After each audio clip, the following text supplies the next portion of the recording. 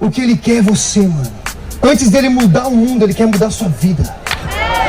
Posso falar um negócio pra você? Jesus, Ele é mais importante do que o avivamento. O avivamento é o meio pro fim, que é Cristo.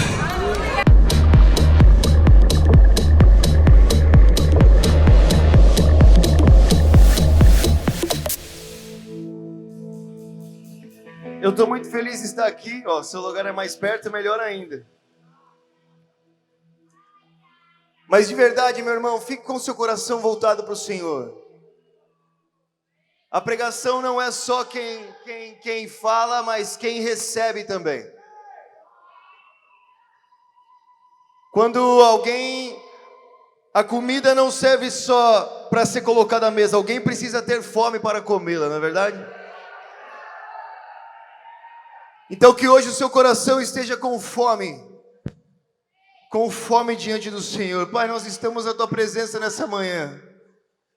Deus, nós estamos aqui não por méritos próprios, mas sim pelo precioso sangue de Jesus. E agora eu peço, Deus, que os nossos ouvidos se abram, o nosso coração se abra para aquilo que o Senhor quer falar conosco. Deus, e que o Senhor derrame mais o Seu Espírito sobre nós. Pai, em nome de Jesus, que nós estejamos atentos para aquilo que o Senhor quer falar conosco. Pai, em nome de Jesus, que a Tua palavra agora seja ouvida aos corações, aos ouvidos, aos corações, em o nome de Jesus, Deus. E que nós sejamos transformados e renovados, que a Sua palavra seja luz para o nosso caminho. Pai, em nome de Jesus, amém, amém. Tudo bem com você, meu irmão? Você está feliz de estar aqui hoje? Eu estou muito feliz mesmo.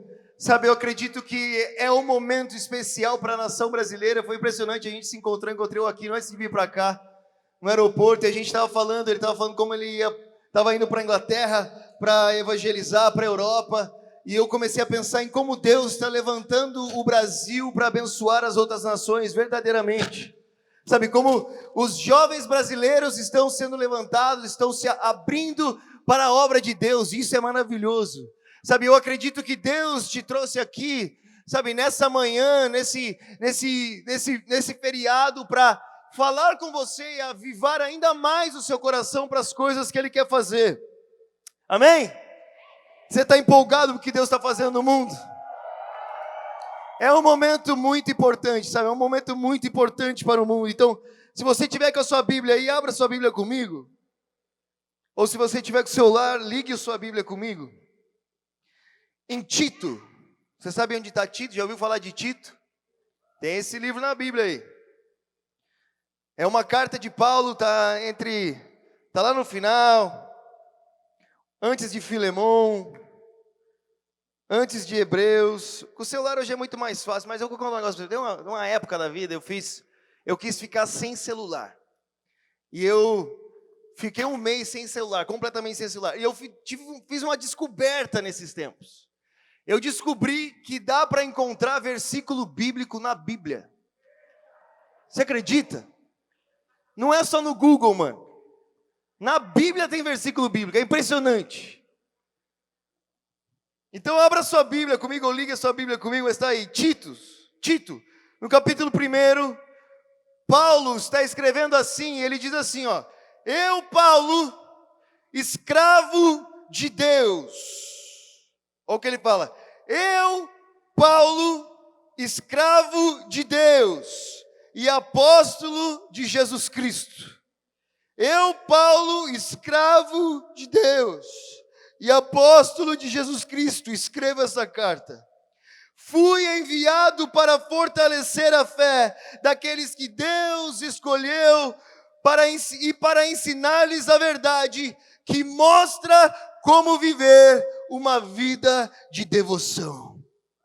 Olha só, Paulo, para mim não existiu ninguém mais fascinante na história bíblica do que o apóstolo Paulo. Sabe, foi Paulo que foi enviado para os gentios. Ele começou essa grande obra para o mundo perdido. Sabe, depois de Jesus Cristo, ninguém foi mais influente no mundo do que o apóstolo Paulo. Os historiadores dizem que Paulo ainda foi mais influente do que Jesus, é claro, porque ele teve uma revelação de Jesus, mas Jesus não deixou nada escrito. Quem deixou as coisas escritas foram Paulo. Sabe, as cartas de Paulo moldaram o pensamento que nós vivemos hoje, moldaram o pensamento ocidental. Sabe, como a humanidade enxerga a vida hoje, só é possível porque esse homem, o apóstolo Paulo, viveu. Sabe, como os direitos humanos surgiram a partir dessas cartas de Paulo aqui. Foi através da revelação que ele teve de Cristo e do empenho que ele teve com a obra de Cristo que o mundo passou a ser da forma que nós entendemos hoje. Sabe, às vezes as pessoas me perguntam e falam assim, qual é a diferença do seu Deus para o Deus islâmico? Lá na Europa essa pergunta é muito comum. Eu falo assim, bom, vai lá para o mundo, para o Oriente Médio e vê se você tem o direito de perguntar para eles qual é a diferença. Sabe, existe uma diferença muito grande da realidade que nós vivemos aqui, de um mundo que foi moldado por esse livro aqui, e da realidade que o mundo em que não teve tanto acesso a essas palavras. E essas palavras foram escritas por esse homem, o apóstolo Paulo. Para mim, é tão fascinante como ele viveu. É fascinante a obra de Deus através de Paulo. Sabe, é fascinante como ele entrou em lugares tão escuros para levar a verdade do Evangelho. Agora, da mesma forma que eu acredito na revelação de Paulo, por exemplo, quem aqui quer ver Jesus? Você quer ver Jesus? Quem aqui já teve uma experiência assim, algo assim, viu alguma coisa sobrenatural? Eu nunca. Sinceramente, eu vivo por esse momento, mas não. Nunca experimentei isso. Mas Paulo, ele teve um encontro com Jesus no caminho de Damasco. E a Bíblia diz que ele ficou cego quando ele enxergou. Quando ele encontrou o Senhor, ele fica cego. E Paulo se converte. E a partir daquele momento, o Senhor começa a formar, a moldar a vida de Paulo para aquilo que ele iria realizar. E é impressionante que do capítulo 9 de Atos ao capítulo 3 de Atos, do momento em que Paulo tem um encontro com Jesus, e do momento que ele é enviado pelo Espírito Santo para cumprir isso, se passa mais ou menos 14 anos. Você sabia disso? Do momento em que Paulo se converte, ao momento que Paulo é enviado, 14 anos se passaram. E eu fico pensando, o que esse cara ficou fazendo da vida? Será que ele ficou jogando videogame? Sabe, quando ele entendeu quem era Jesus Cristo, quando ele entendeu a verdade diante dele, eu fico imaginando qual foi a resposta de Paulo diante dessa verdade. Sabe, eu não acredito que foi somente a revelação de Cristo para ele, mas foi a resposta dele para essa revelação. Sabe, quando ele entendeu a verdade que nós estamos falando aqui, quando nós entendemos o Evangelho, nós sabemos que no início criou Deus os céus e a terra. Deus criou essa terra com um propósito, Ele colocou o homem naquele jardim. Ele criou a humanidade, Ele fez a humanidade.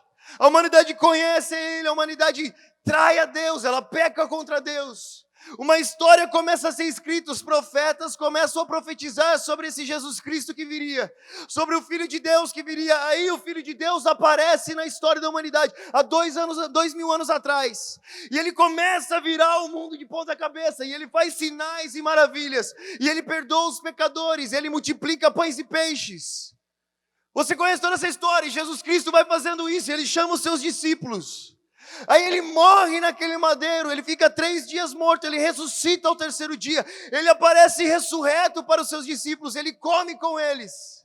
Ele passa 40 dias ensinando sobre o reino de Deus e dando sinais que ele estava vivo. Ele diz, vinde por todo mundo e pregai o evangelho a toda criatura. Aí eu e você ouvimos essa verdade. Qual é a nossa resposta diante dessa verdade?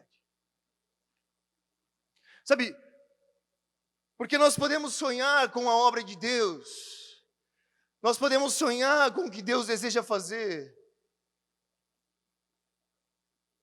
ou nós podemos viver a obra de Deus, e viver com o que Deus está fazendo. E o apóstolo Paulo, ele escreve aqui, olha como ele sem ver como gente. Ele que teve a revelação do amor de Deus. Ele que teve a revelação do Evangelho através do próprio Jesus Cristo. Ele mesmo disse isso. Ele que foi o responsável pelo que o Império Romano todo fosse virado de ponta cabeça. Paulo, ele que escreveu essas cartas que chegou até nós. Ele escreve assim, ó: eu, Paulo, escravo de Deus. Sabe, esse que disse assim, olha, nós não somos mais escravos do pecado. Antes nós servíamos o pecado. Agora nós servimos a Deus. A questão é que ele não enxergava o servir a Deus como uma opção de escolha. Porque o escravo não tinha uma opção de escolha no servir. Sabe, eu não acredito que Deus deseje escravos. Mas o coração de Paulo era tão voltado para Deus que ele entendia que a sua vida não era sua mais. Que ele não tinha direito mais sobre a sua própria vida. Que ele foi comprado com alto preço e por isso as suas opiniões ou as suas escolhas já não eram tão importantes quanto as escolhas de Deus. E esse homem que escreve isso foi o mesmo que falou assim, olha, eu considero tudo que eu tive, tudo que esse mundo pode me dar, tudo que um dia eu posso ter como esterco, para que de alguma forma eu ganhe a Cristo. Foi esse que disse assim, olha, a minha vida não terá valor nenhum, se ela não servir para anunciar o Evangelho da graça de Deus. O que eu quero dizer para você é que existe uma resposta nossa à verdade divina. E o que Paulo estava ensinando para os seus discípulos era isso, olha, eu fui enviado para mostrar para vocês como viver uma vida de devoção. Porque você quer ver um avivamento tocar essa nação, é necessário uma vida de devoção.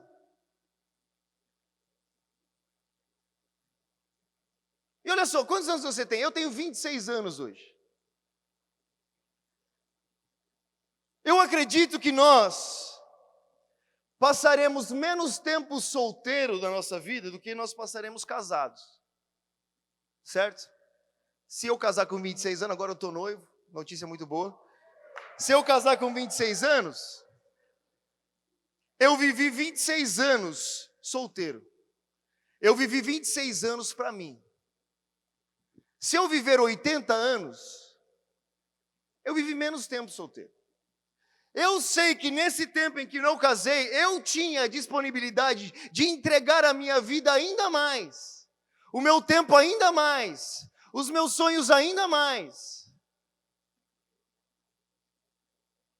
Mas nós muitas vezes perdemos esse tempo precioso que nós temos, às vezes com coisas muito vazias.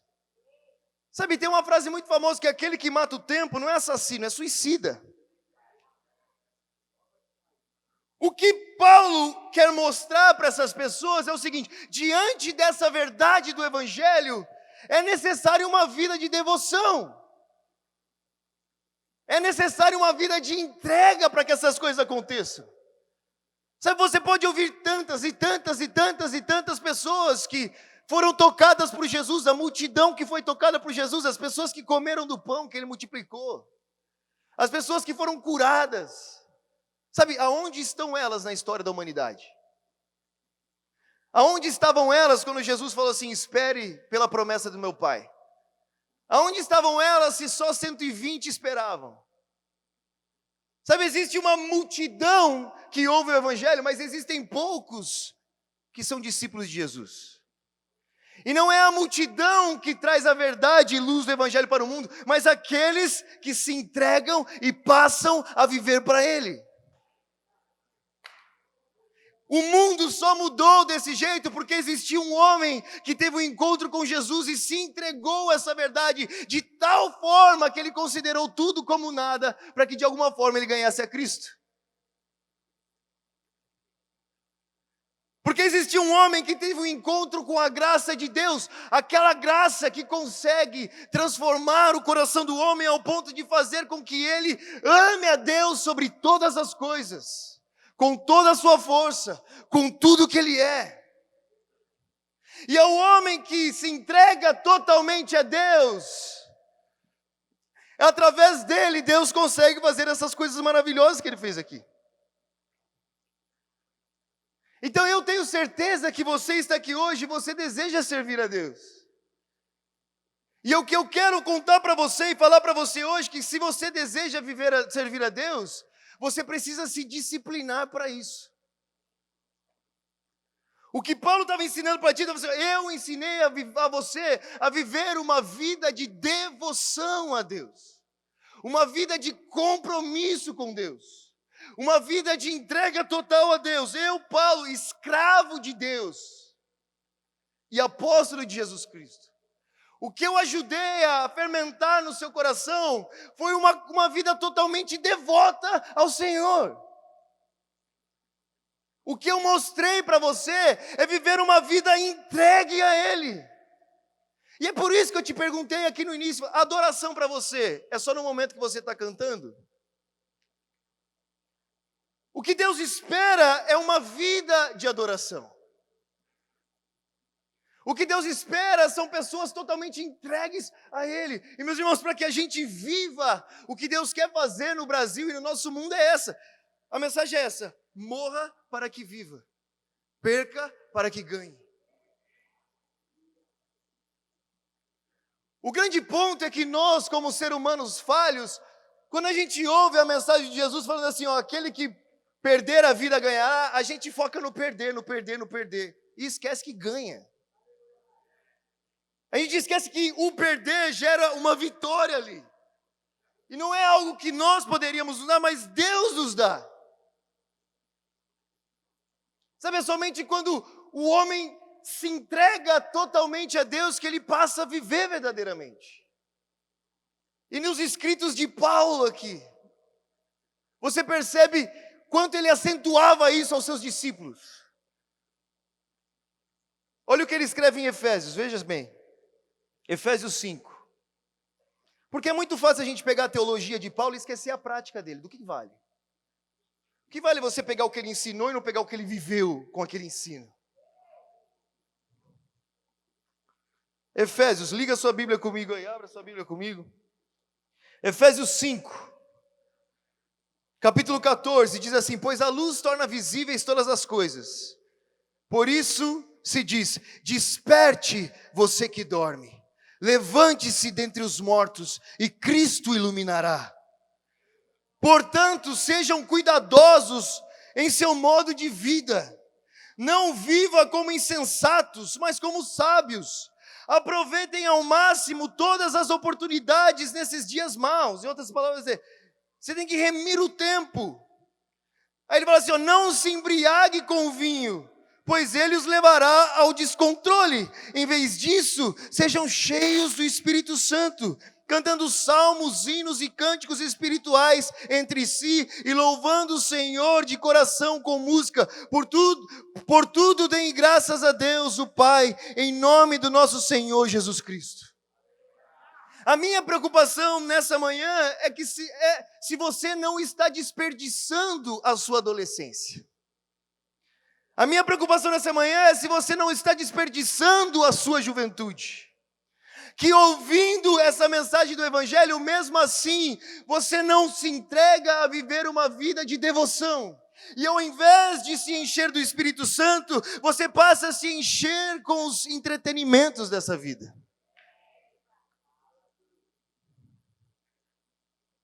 Porque talvez, não tem problema nenhum, você pode se entreter. Mas eu quero saber quem está ressuscitando os mortos, entendeu? Eu posso me entreter com a minha vida ao ponto de esquecer a vida do próximo. E não tem problema nenhum você se divertir. O problema é se você só se diverte, entendeu?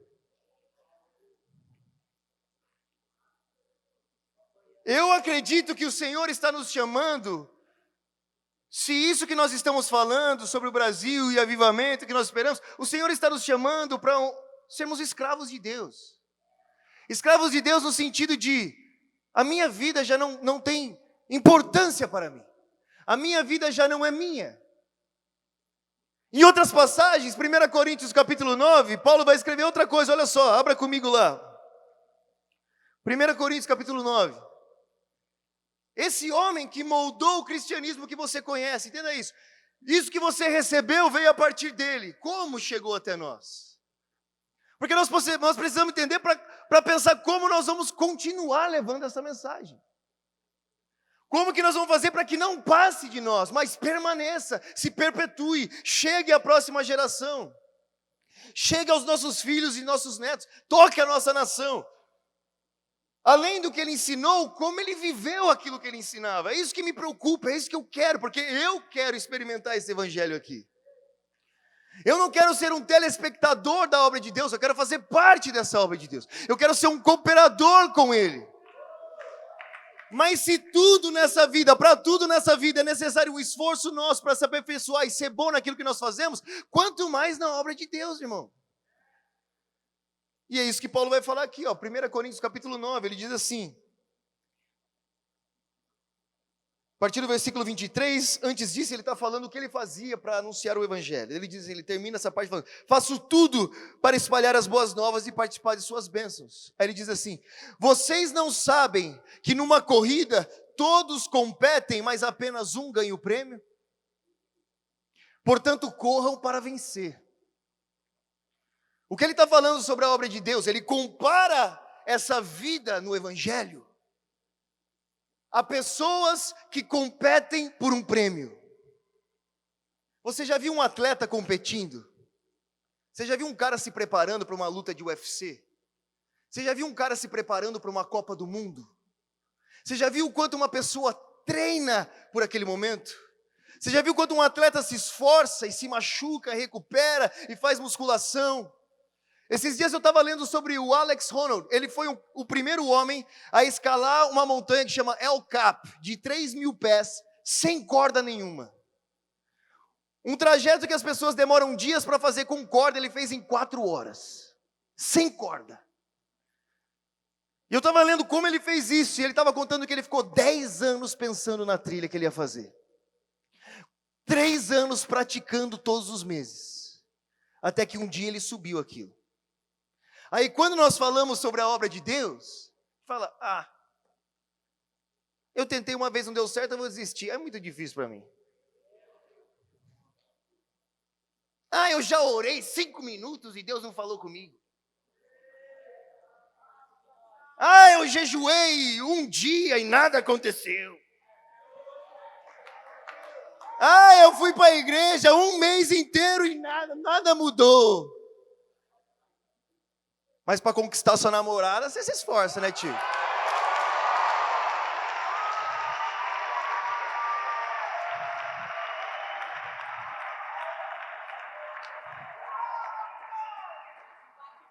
Olha o que Paulo fala sobre essa maravilhosa obra de Deus nesse mundo, meus irmãos. Eu não estou falando sobre um título no final do ano. Ele não está escrevendo sobre umas férias que nós podemos tirar ou um cargo. Ele está falando sobre a obra de redenção, o chamado que o próprio Deus nos deixou, aquilo que Ele confiou a nós. Não existe nada mais precioso em toda a criação do que essas boas novas aqui, do que isso que Deus está fazendo. E é por isso, diante disso, que Paulo diz, olha, eu vos ensino uma vida de devoção, porque a isso sim vale uma vida de devoção. Diz, vocês sabem que numa corrida todos competem, mas apenas um ganha o prêmio. Portanto, corram para vencer. O atleta precisa ser disciplinado sobre todos os aspectos. Ele se esforça para ganhar um prêmio perecível. Nós, porém, o fazemos para ganhar um prêmio eterno. O que ele está dizendo, olha, um atleta, por essas coisas que o mundo pode dar, e os prêmios que o mundo pode dar, e as coroas que o mundo pode dar, eles se preparam para isso. Eles se capacitam para isso, eles se esforçam, eles se disciplinam. Eles derramam suor e sangue, lágrimas e tempo para ganhar uma coroa. O que ele está falando? Eles correm por um prêmio perecível. Nada de errado correr por um prêmio perecível. Eles correm. Ele não está falando assim, eles são pecadores por correr. Não. Mas está falando, mas nós nos preparamos, nós nos disciplinamos, nós treinamos, nós nos esforçamos, nós estudamos, nós oramos, nós jejuamos, nós nos capacitamos e nos disciplinamos, não por um prêmio perecível, mas por um prêmio eterno. O coração do homem responsável por levar o evangelho a todo mundo era o coração de alguém que se preparava para isso. Ele tinha uma disciplina nisso. Sabe, você que trabalha, você gosta de ir na segunda-feira trabalhar? Mas você não vai trabalhar. Você acha que muitas vezes é prazeroso você ter que orar?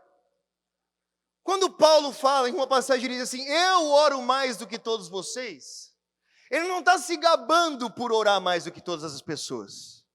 O que ele está fazendo, a entonação da frase é assim, eu preciso orar mais do que vocês. Nesse capítulo 9 aqui de Coríntios, ele fala assim, ó, eu que sou um homem livre, no versículo 19, embora eu seja um homem livre, fiz-me, não fizeram de mim, fiz-me escravo de todos os homens para levar alguns a Cristo. O que ele está dizendo? Eu me coloquei no lugar. Eu me coloquei no lugar onde eu preciso ter responsabilidade com aquilo que eu estou fazendo. Ele recebeu o chamado de Cristo. O que aconteceria se Paulo ouvisse Jesus e sumisse por aí? Mas não, por 14 anos ele é preparado, ele recebe o evangelho de Jesus, até que chega o momento que ele é enviado. Eu tenho certeza que muitos de vocês aqui, se não todos, têm um chamado de Deus, não tem? Qual é a importância que você dá a ele?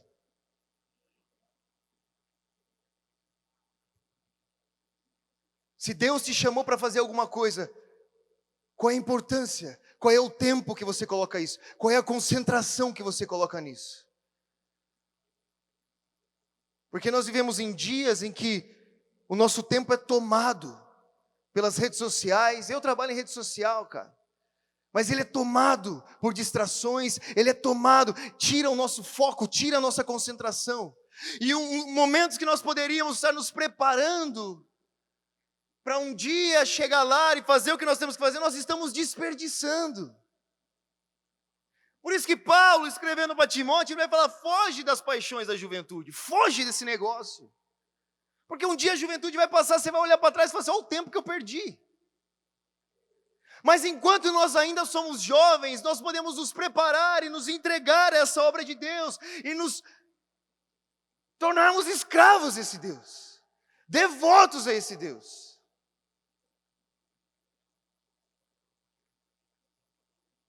Se é tão precioso o Evangelho, esse Senhor que nós adoramos aqui, que nós dizemos que nós amamos, o que nós estamos fazendo com a nossa vida diante dessa verdade? Quando você sai da igreja, aonde você gasta o seu tempo, irmão?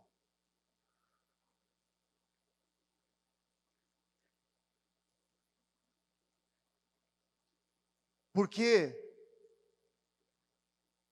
isso pode passar por sobre você. Quando Paulo escreve as cartas, ele não escreve para qualquer um. Ele escreve para pessoas que entenderam o que ele estava fazendo.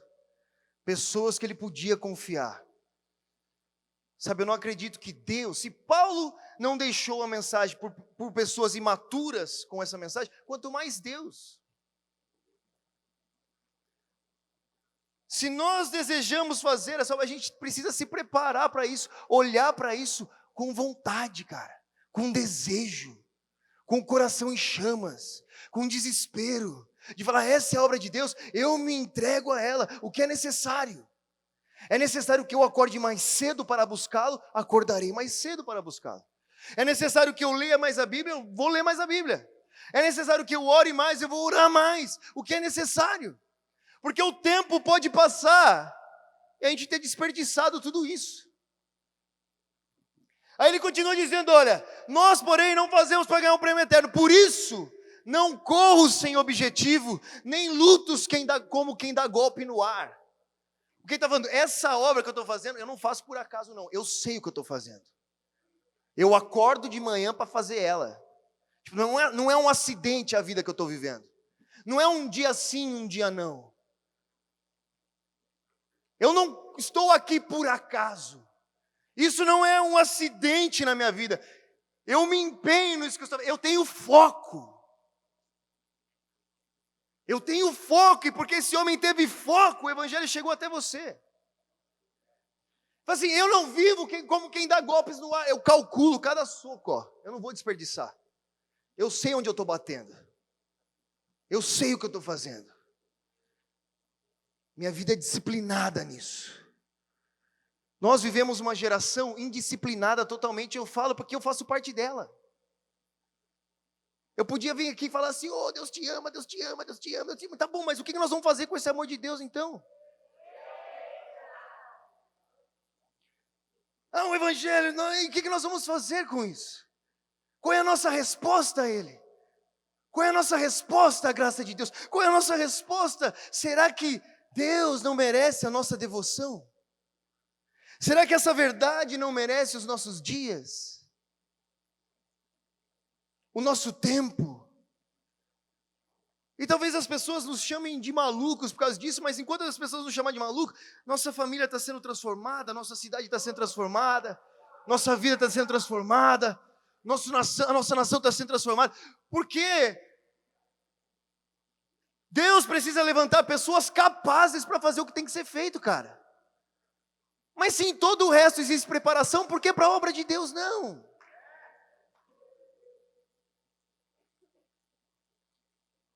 Por que a gente fica bravo, cara?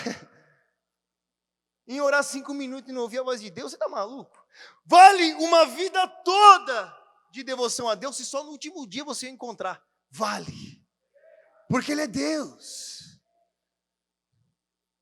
E se Ele nos entregou esse chamado, vamos fazer como aquele homem que encontrou, sabe, o reino de Deus é como aquele homem que encontrou um tesouro muito precioso. Ele enterrou aquele tesouro. Aí ele foi e ele vendeu tudo que ele tinha, tudo. O que eu tenho? O meu tempo? O que eu tenho? O meu conforto? Eu vendo. O que eu posso vender? Eu vendo tudo que eu tenho. Foi lá e comprou aquele tesouro, porque aquele tesouro vale a sua vida. Sabe, por esse reino de Deus é que o homem corta a sua mão e arranca o seu olho. É por esse reino de Deus que um homem lá da prisão escreve para os seus discípulos e fala assim, ó, vale a pena viver essa vida. Como assim vale viver? Você perdeu tudo, você está na prisão, você foi esquecido, ninguém se lembra. Mas Paulo, olha só, esse que moldou o nosso mundo com as suas palavras e com a sua vida. No final da sua vida, escrevendo para Timóteo. Agora abra comigo lá em Timóteo. Olha que maravilhosas essas escrituras, irmãos. Você ama a Bíblia? Quantas vezes você já leu ela? Não, é simples, é só se parar para pensar. Será que nós amamos o chamado de Deus? Sabe, você pode achar que eu estou sendo duro com você, mas não estou.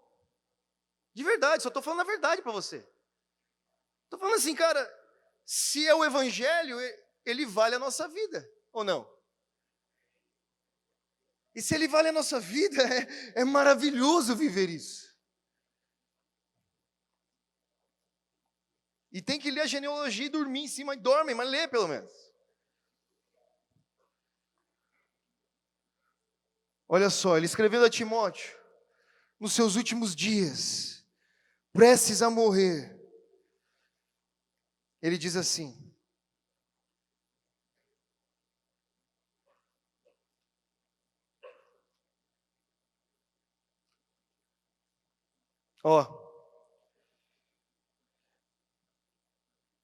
capítulo 4.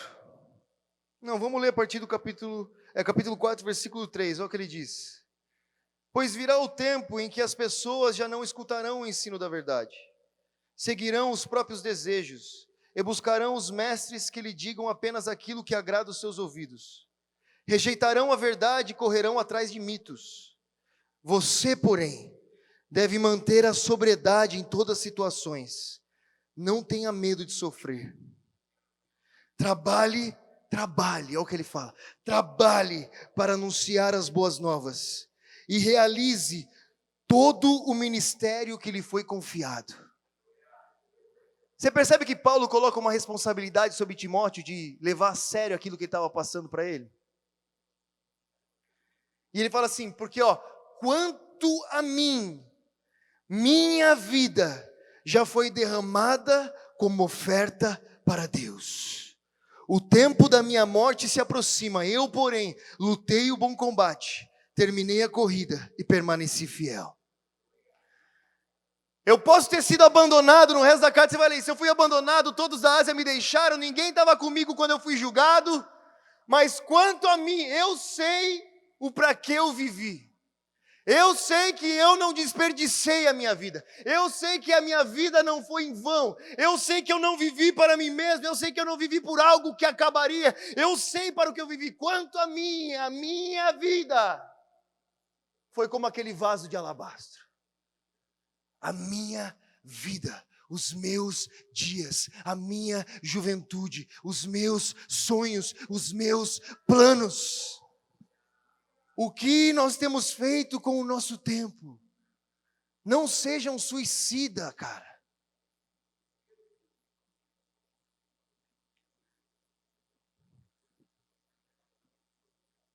Sabe por que eu ando com esse relógio aqui? Para me lembrar que eu tenho que orar. O Rican está andando comigo aí, Eu fico calculando aqui, quanto eu orei hoje. Quanto eu orei hoje? Será que eu voltei os meus olhos para o Senhor hoje? Será que eu não estou desperdiçando os meus dias hoje? Pode parecer maluquice, cara. Mas eu quero chegar no fim da minha vida e deixar esse legado. Quanto a mim, a minha vida foi uma oferta a Deus. Eu não tive um grande ministério. Eu não tive muitos seguidores no Instagram. Eu não tive um grande canal no YouTube, por mais que isso tudo pode acontecer. Mas essa não foi a minha vida. A minha vida foi uma oferta a Deus.